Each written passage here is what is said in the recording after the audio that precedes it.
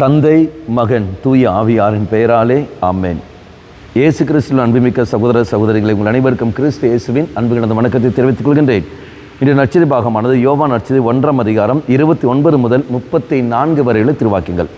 குறிப்பாக 34வது வாக்கியம், நானும் கண்டேன் இவரே இறைமகன் என சான்று கூறி வருகின்றேன். நாம் பார்க்கின்ற திருமுழுக்கு யோவான் இயேசுவை கண்டார். தூய ஆவியானவர் வந்து அவர் மேல் இறங்குவதை அவர் கண்டார்.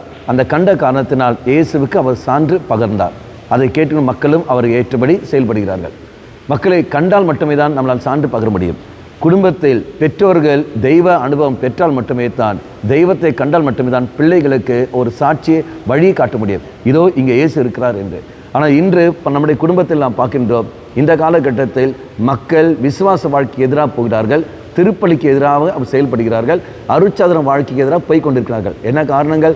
இதோ குடும்ப அங்கத்தினர்கள் தெய்வத்தை கண்டதில்லை.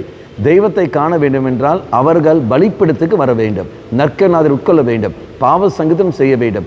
அவ்வாறு பாவ சங்கீதம் செய்த நற்கநாதர் உட்கொள்ளும் சமயத்தில் தெய்வத்தை காண்பார்கள். அந்த தெய்வத்தை கண்ட அவர்கள் அந்த அனுபவம் பெறுவார்கள். இதை மற்றவர்களுக்கு அவர் சாட்சி சொல்ல முடியும், இதோ நாங்கள் தெய்வத்தை கண்டோம் என்று.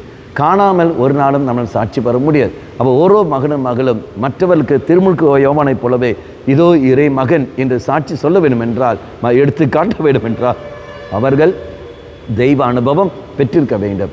இறைசனில் மன்றாடுவோம், ஆண்டவரே இதோ நாங்களும் திருப்பலிக்கு நாங்கள் வருகின்றோம், பலிப்படத்துக்கு வருகிற நாங்கள் உம்மை காண்பதற்கான கிருபையை எங்களுக்கு தந்துள்ளோம், அனுபவிக்க அந்த கிருபை எங்களுக்கு தந்துள்ளோம். அதுக்கேற்ற ஒரு வாழ்க்கை நாங்கள் வாழ, மற்றவர்களுக்கு ஒரு சாட்சியான ஒரு வாழ்க்கை நாங்கள் வாழ எங்கள் கிருபை தாரும் என்று சொல்லி மன்றாடுவோம். கண்களை மூடிக்கொள்வோம்.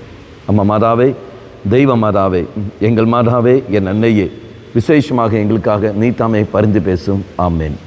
தந்தை, மகன், தூய ஆவியாரின் பெயராலே ஆமேன்.